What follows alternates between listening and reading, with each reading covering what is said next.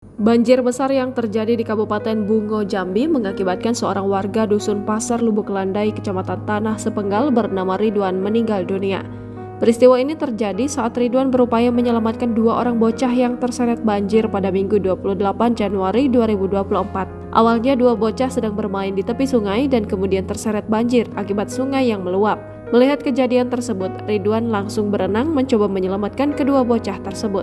Akhirnya, dia berhasil menyelamatkan dua bocah. Namun usai mengevakuasi bocah tersebut, Ridwan mengalami sesak nafas dan tak sadarkan diri. Warga lalu segera melarikan Ridwan ke puskesmas terdekat, namun nyawa Ridwan tidak tertolong. Ridwan dinyatakan meninggal pada Minggu sekitar pukul 9.50 waktu Indonesia Barat. Kabar duka ini juga dibenarkan oleh Bupati Bungo Mas Huri. Dia menyebutkan bahwa Ridwan berhasil menyelamatkan bocah, tapi malah beliau yang meninggal dan tidak terselamatkan. Kami turut berbelasungkawa, kata Mas Huri. Senada dengan itu, Kapolres Bungo AKBP Singgi Hermawan mengatakan Ridwan mengalami sesak setelah berhasil menyelamatkan dua bocah. Ternyata korban malah kecapean setelah berhasil menyelamatkan dan korban meninggal dunia.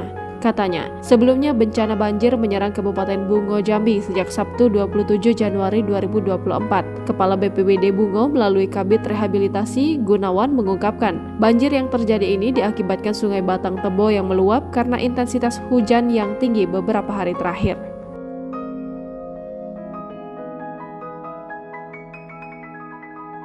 Download Tribun X sekarang, menghadirkan lokal menjadi Indonesia.